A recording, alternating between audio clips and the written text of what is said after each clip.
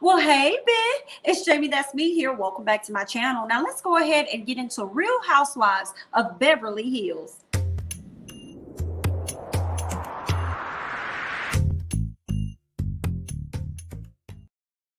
All right, y'all, let's go ahead and get started. When the show opens up, we can see Erika Jayne riding around in the car. And she talked about how there are so many layers to this divorce and that things are complicated. And we all know why, because her husband is dealing with this major case of being accused of mishandling clients' funds, taking that money and rerouting it and investing it into Erika's company, EJ Global. So they definitely have a lot of layers to the divorce. Okay, so we saw Erika at the very beginning of the episode. We saw her at the very end of the episode where she's walking into, I believe it was Sutton's home. She was walking into her home, Kyle's home. Okay, so we're gonna find out more about that on next week's episode. This episode didn't really give us a whole lot, but we're gonna go ahead and get into it just the same. So they said 3 days earlier we saw Kyle. Y'all know that it was about to be it was the election night. She was trying to do this big old party or whatever for election night. And I'm sitting up there like, she over there talking about how, this is an exciting time. And oh my God, you know, we could really make history. And I'm like, girl, ain't no way you finna sit up here and tell me that you are a Democrat. Now, maybe she's one of those Republicans that did not support Trump, okay, and did not want him in office, IDK. But everything about her was giving me, Make America Great Again. That's what she was giving me, but we're gonna go ahead and move forward, okay? Garcelle said that she won't be there because she has to be with her kids, so she won't be there. And I think she already knew the MO, okay? She wanted to make history with her children, or when history was made, she wanted to be with her children and not with y'all. Okay, that's probably why she really didn't show up, but let's move on. All right, Erika says she won't be there, and we all know why. Erika's not ready to have this conversation with the ladies and being bombarded about her decision to get a divorce from Tom, okay? Let's go ahead and move on. So Dorit and her husband, Miss Kyle, was wondering whether or not Dorit was going to show up because they actually had an issue on the plane on the way back. Dorit is over there talking to her husband about the convo she was having on the plane with Crystal and how things got really intense between she and Kyle. Dorit is having a conversation with Crystal. The whole time Kyle hears the conversation, she overhears it. She decides to butt in to add her 2 cents. Now, ma'am, first of all, when nobody even talking to you, this was a DNC conversation, but you somehow made your way into the combo, okay, and you inserted yourself into the combo. So yeah, let's go ahead and move on, because I really want to get to the part when they sat down, because I'm not feeling Kyle, and that's just what it said. I don't care about no history or how she's been in the past, how she's presented herself so far. I ain't no fan of Kyle right now, girl. Okay, I feel like Kyle and Sutton are the same people. You the same BIT. You the same BI. Okay, in the words of Tammy Roman. Okay. Now, it's funny because when they were on the plane and what's her name? Kyle was going at it with Dorit or whatever and trying to become the victim and start crying when she butted herself into a conversation and would not allow someone else to speak their point when they're having a conversation with that person. Garcelle, and I didn't get a screenshot of this. Garcelle made a face like, girl, bye. And I was Garcelle in that moment. Like, girl, how you gonna butt into the conversation? Somebody check you and said, let them finish their statement before you say your piece. And then you feel a way about it, girl. Right now you over here trying to cry tears, girl. You and Sutton is the same BIT. I was feeling the exact way Miss Garcelle's face was shaped. Okay, we see Crystal and Rob. They were the first ones to arrive, and then slowly after that, I believe Kathy came in, and then Sutton came in, and then Miss Lisa came in. Lisa came in with her shimmery outfit on. I said, okay, we see you, girl. Sutton showed up with her black assistant or her black store manager. Okay, she wanted to make sure that you guys were fully aware, if you were never aware before, that she is not a Karen or a racist. Okay, so she has to make sure that he came along with her. So they headed to the back so they all can have a sit down so the ladies can catch up and everything, right? It's interesting, before we get to the ladies, how the guys sat down. And it's so funny how Dorit and Kyle's husband be up there bickering, going back and forth, you know.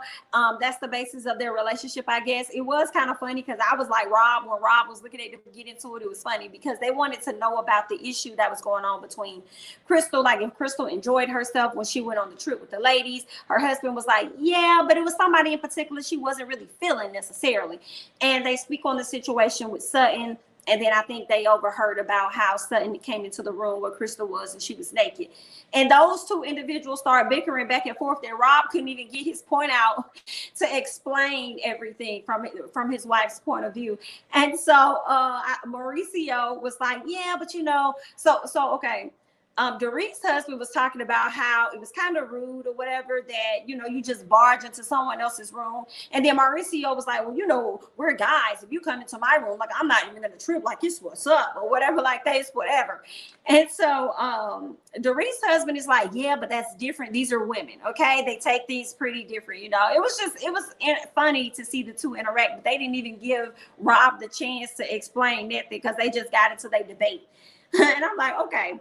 So moving on, I will say this though, I really like Mauricio, and I still don't understand how she got with this man. Okay, but we're gonna go ahead and move on. He is just so different. Like, I don't even know. I'm like, was it the money, honey? What does Mauricio do? Did he have bread before he met this lady? Because I just don't see how they together, but we're gonna go ahead and move on. Okay, so the ladies are all sitting down. They wanted to ask Sutton, like, how is everything going with you?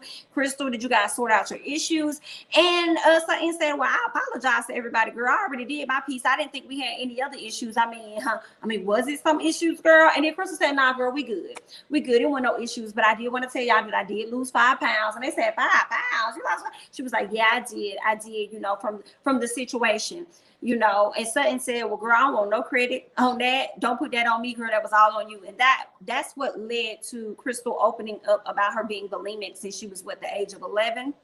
Her parents didn't really find out about it until later in her teen years. I believe that she was actually bulimic, very severe. She said that she watched a documentary on it in class at one point about, being bulimic or bulimia. I'm not sure how you say it, but she watched a documentary on that. And instead of her taking heed to the things not to do, she became more interested and fascinated by it, that she actually started trying those techniques out on herself, unfortunately. And it makes me think, when you think about that, like the documentaries they showed us of things to not do at a young age as a child, were they subliminally trying to teach us things that we should do? Because y'all probably gave too much information. Maybe you shouldn't show them what it is that they need to do. Maybe just show them all the bad results of what could happen. Like, maybe like with STDs or something like that. Like, just hear all of the STDs that you can get and versus, I don't know, child, let me be quiet, girl. I'm just wondering. Like, because that right there did not serve its purpose. And I'm sure she wasn't the only child that went on to watch this bulimia or bulimic video documentary and then started to try out the technique. So what was was it supposed to teach us, or was it like a subliminal thing in your conscious that made you do the opposite? I don't know, but she did it. So here we are today. Okay, let's go ahead and move on. All right, so Dorit and Kyle get ready to have this conversation. They have a conversation about the issue that took place on the plane. As soon as Dorit tries to talk, Kyle is trying to cut her off yet again. And then she takes it so far as to tell her, listen, if you ever talk to me like that again, we're not going to be friends. And Dorit said, wait a minute, man, who you coming in like that? Are you serious?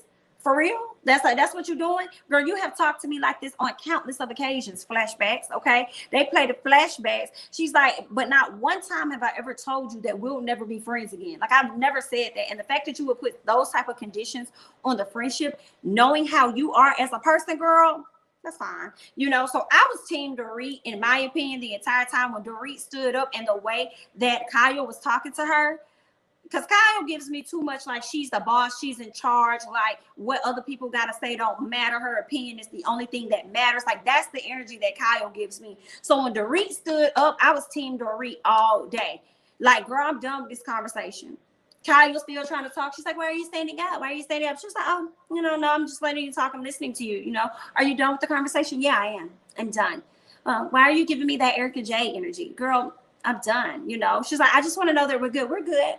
I'm good. We're good. We're good. We're good.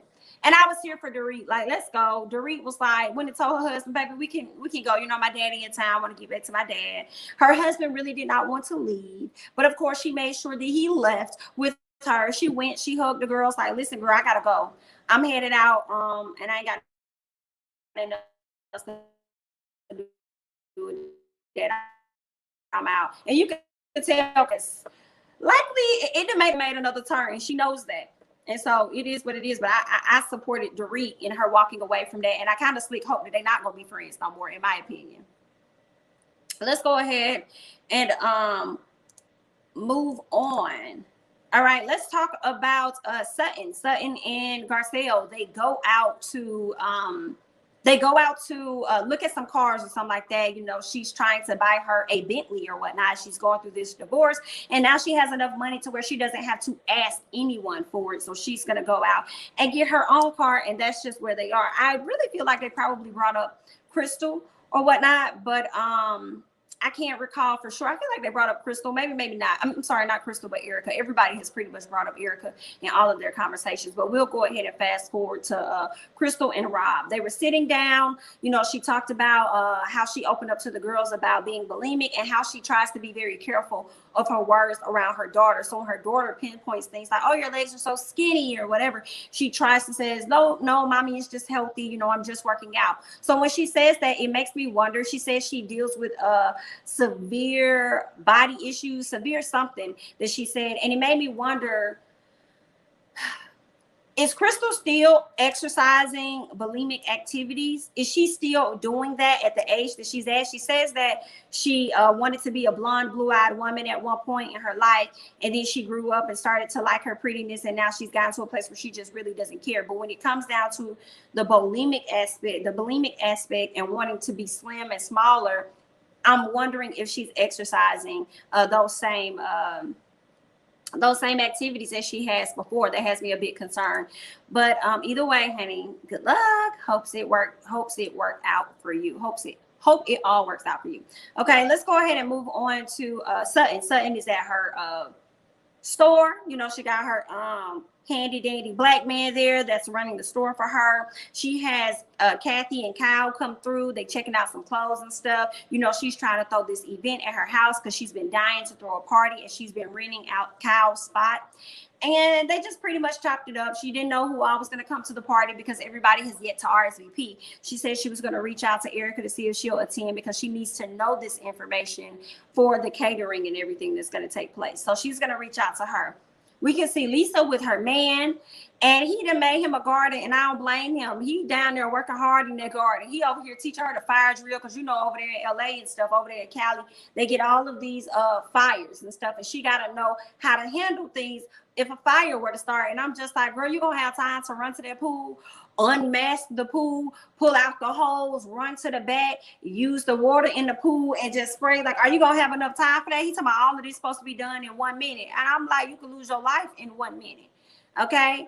So if that's y'all process, who am I? I don't know nothing about it. I don't live over there in Cali, but all I have for y'all is good luck, honey. Let's go ahead and move on to the ladies. So they all get ready to head over to Miss Sutton's house. Crystal and Kyle, you know, they end up going over there together. They chit-chatted for a minute at her house.